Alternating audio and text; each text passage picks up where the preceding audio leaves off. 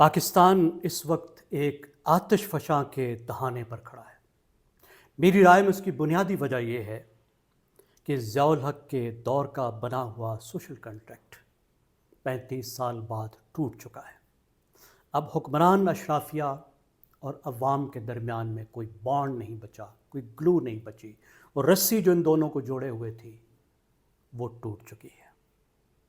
میرا نام زیغم خان ہے، آپ کو خوش آمدید۔ اس پوڈ کاسٹ میں اسی موضوع پر میں اپنی رائے آپ کے ساتھ شیئر کروں گا۔ مجھے آپ کی پوری توجہ درکار ہوگی۔ سوشل کنٹریکٹ کیا ہوتا ہے؟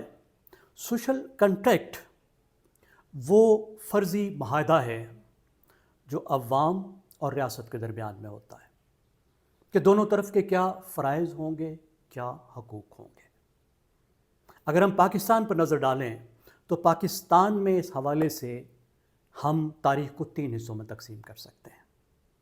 پہلا دور 1947 سے 1970 تک کا، جس میں کوئی سوشل کنٹریکٹ سرے سے تھا ہی نہیں، اور جو حکمران اشرافیہ تھی وہ ننگے گھوڑے پر سواری کر رہی تھی، مزے کر رہی تھی، اور کیا کمال اشرافیہ تھی۔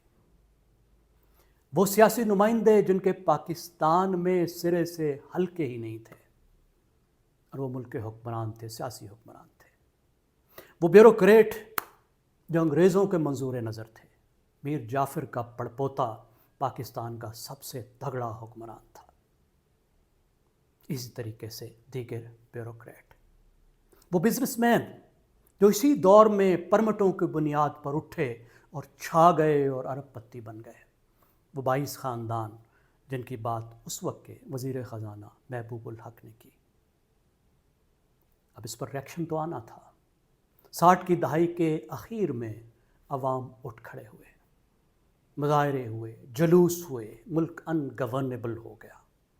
اور اس کی وجہ یہ تھی کہ اس دور میں انڈسٹری کی وجہ سے اور انڈسٹریلائزیشن کی وجہ سے اور زراعت میں ٹریکٹر کے آنے کی وجہ سے غریبوں کا ایک جم غفیر تھا جو شہروں کا رخ کر رہا تھا، اور اس کے ساتھ اس وقت کی ایک ایسی مڈل کلاس تھی جو باشعور مڈل کلاس تھی، جو غریبوں کے ساتھ مل کر کام کر سکتی تھی، جس میں لیفٹ کے بہت لوگ تھے۔ اس کے ساتھ وہ علاقے، وہ قومیتیں، وہ ایتھنک گروپس جن کو نظر انداز کر دیا گیا تھا کیونکہ یہ ناانصافی جغرافیائی بھی تھی، وہ بھی اٹھ کھڑے ہوئے۔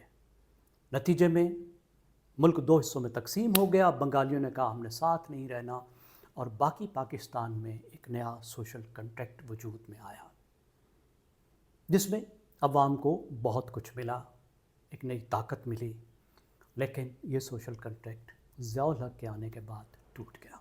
اور وہ تیسرا سوشل کنٹریکٹ آیا جس کی میں بات کر رہا ہوں، جو اب ٹوٹا ہے، جو ضیاء الحق کا سوشل کنٹریکٹ ہے۔ اب ضیاء الحق نے کیا کیا؟ ضیاء الحق نے سیاست میں بنیادی تبدیلیاں کی، پاکستان کی پولیٹیکل اکانومی میں بنیادی تبدیلیاں کی۔ میں کچھ تبدیلیوں کی طرف اشارہ کروں گا۔ وہ سیاستدانوں کو کاروبار میں لے گیا، کاروباریوں کو سیاست میں لے آیا۔ اس طریقے سے پاکستان میں کرونی کیپٹلزم کے ایک نئے دور کا آغاز ہوا۔ ہم نے دیکھا کہ پروڈکٹیو صنعتوں کی بجائے شوگر انڈسٹری جیسی صنعتیں آئیں جنہوں نے زراعت کو، صنعت کو برباد کر کے رکھ دیا۔ سیاست میں پیسے کی ریل پیل آئی، خرید و فروخت ہوئی، لیکن اس کے ساتھ ایک اور کام کیا گیا کہ بجائے عوام کے ساتھ 80% لوگوں کے ساتھ کوئی سوشل کنٹریکٹ بنانے کے، حکمران اشرافیہ نے اپر مڈل کلاس کے ساتھ، اربن ایجوکیٹڈ مڈل کلاس کے ساتھ جو خوشحال ہوتی ہے، اب آپ پہ ڈیپینڈ کرتا ہے، آپ اس کو 10% گن لیں، 15% گن لیں، 20% گن لیں، میں رفلی اس کو 20% گنتا ہوں۔ ان کے ساتھ ایک معاہدہ بنایا گیا، سوشل کنٹریکٹ، کہ ہم تمہارا خیال رکھیں گے، تم ہمیں اکاؤنٹیبل نہیں بناؤ گے۔ خیال کیسے رکھیں گے؟ مڈل کلاس پہ ٹیکس نہیں ہوگا، مڈل کلاس کے علاقوں میں سڑکیں ہوں گی، پانی ہوگا، گیس ہوگی، مڈل کلاس کے بچوں کے لیے یونیورسٹی ہوگی، غریبوں کے بچے کے لیے پرائمری اسکول نہیں ہوگا، مڈل کلاس کے لیے اچھا شہر میں ہسپتال ہوگا، غریبوں کے بچوں کے لیے بیسک ہیلتھ فیسلٹی نہیں ہوگی۔ تو ایک طرح کا ریسورس ٹرانسفر تھا۔ اب پیسے کہاں سے آئیں گے؟ اس کے لیے رینٹیئر اسٹیٹ کا ماڈل تھا جو پہلے سے چل رہا تھا. پیسے بھیک سے آئیں گے، پیسے قرض سے آئیں گے، پیسے غریب کے ریسورسز کو امیروں کی طرف ٹرانسفر کرنے سے آئیں گے. جنگیں، امدادیں اور ٹیکس کرنے کی ضرورت نہیں پڑی. یہ وہ نظام تھا جو چلتا رہا. غریبوں کو کچھ نہیں ملا کیونکہ مڈل کلاس اس کے ساتھ نہیں تھی. 60 کی دہائی کے اخیر میں غریب اس وجہ سے بھی طاقتور تھا کہ مڈل کلاس اس کے ساتھ تھی، پڑھی لکھی مڈل کلاس اس کے ساتھ تھی. لیکن ضیاء الحق کے دور سے اب تک یہ بانڈ غریب اور مڈل کلاس کے درمیان میں ٹوٹ گیا. ویسے بھی کہتے ہیں کہ اگر مڈل کلاس بہت چھوٹی ہو تو وہ ایلیٹ کے ساتھ گٹھ جوڑ کرتی ہے، غریب کے ساتھ نہیں ملتی، جمہوریت کا ساتھ نہیں دیتی. تو ہماری مڈل کلاس ایک بڑی حد تک ہم نے دیکھا کہ ایک اینٹی ڈیموکریٹک مڈل کلاس رہی. پھر اب کیا ہوا؟ اب کیا تبدیلی آئی؟ رینٹیئر اسٹیٹ باقی نہیں رہ سکتی. باہر کے پیسوں سے ملک نہیں چل سکتا. ادھار دینے والا کوئی نہیں بچا. ادھار واپس کرنا ہی وبال جان بن گیا.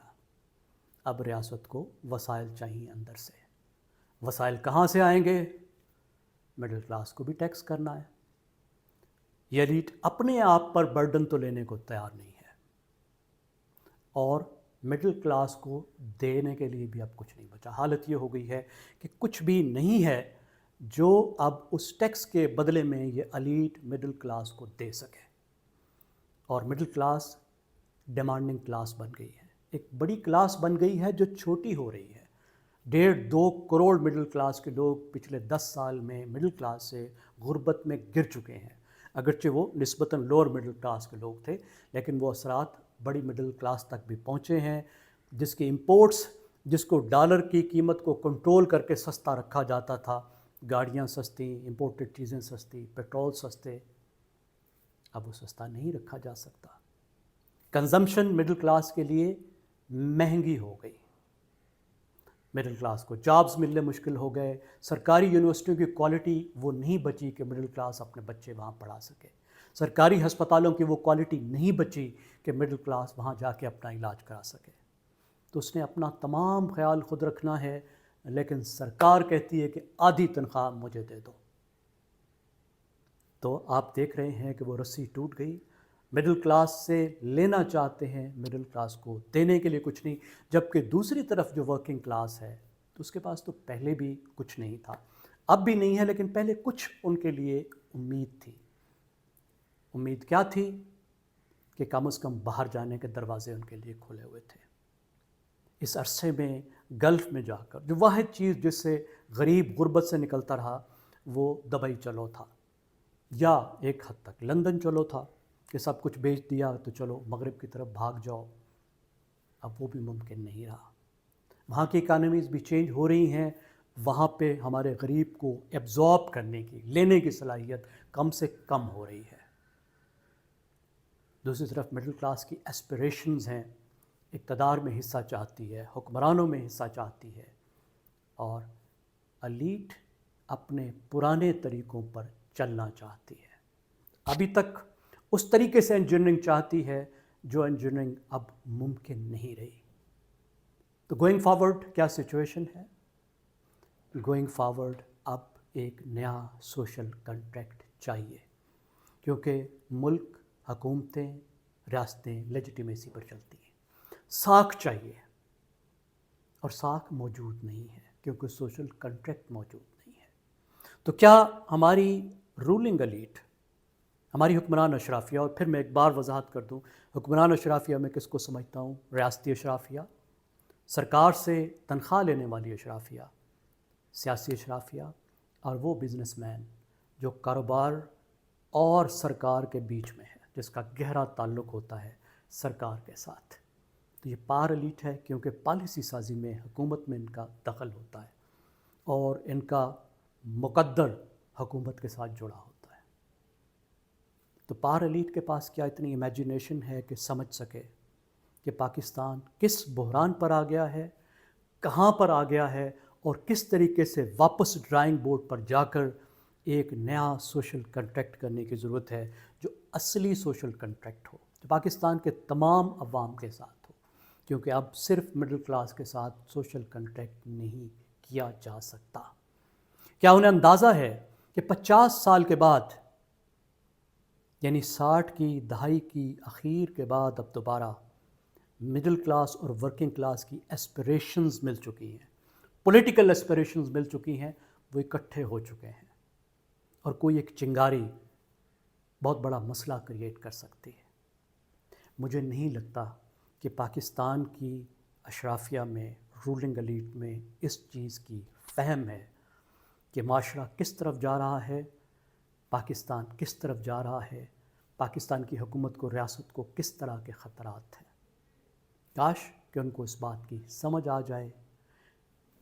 اس تبدیلی میں بہت بڑے خطرات بھی ہیں۔ میں نے شروع میں کہا کہ آتش فشاں کے دہانے پر ہے، لیکن یہاں سے، اس آتش فشاں سے ہٹ کے ہم ایک بہت خوبصورت وادی میں بھی اتر سکتے ہیں۔